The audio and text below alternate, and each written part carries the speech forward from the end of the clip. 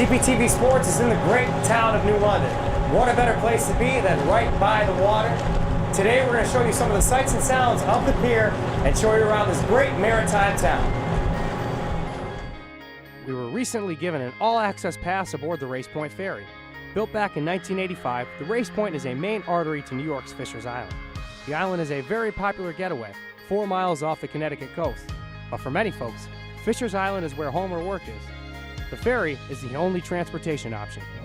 R.J. Burns is the Assistant Manager of Marine Operations here for the Fisher's Island Ferry. And I want to ask you a little bit about what exactly is a typical trip like on the Fisher's Island Ferry, the Race Point? Probably the best part of these ferries, this company, is there are no typical trips. The morning trips, we have most of the people who work on the island, plus an additional 50 school children that commute daily to and from the island for school. The Race Point can hold 245 people, but usually contains just 100 passengers. This is to ensure the safest trip possible. The ride lasts about 45 minutes, but weather can push it past an hour. This boat can run in perilous weather. The trip is seldomly canceled.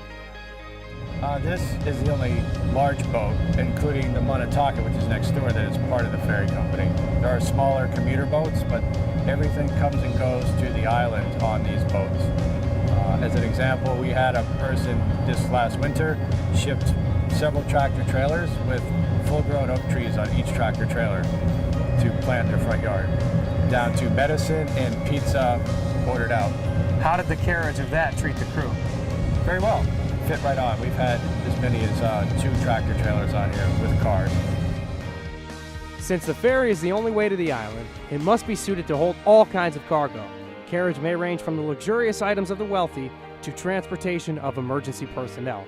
RJ takes us into the helm to tell us about navigation. From our vantage point up here, we're about 40 feet above the water, so we have a nice vision, which makes it safe. You'll notice a lot of electronics on the boat, but we still navigate primarily by a compass, which is about as old school as it gets. We do rely in the fog on radar and chart plotters, which is the maritime version of your car GPS. But the most reliable thing on the bridge is actually the compass and our radar. If you are on land in New London, there are many sites that pay homage to other aspects of New London's rich culture.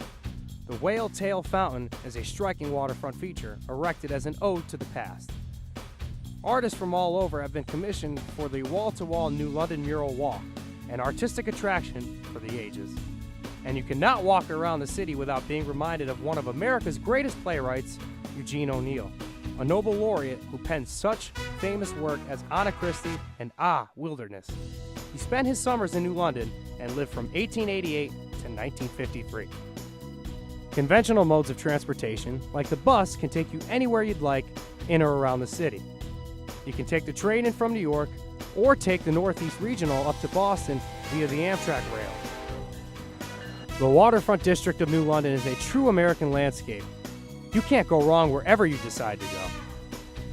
There are many ways to get in and out of New London. We've outlined just a few today. We know that you have many choices in your television programming, but we thank you for staying tuned to CPTV Sports. Enjoy the second half.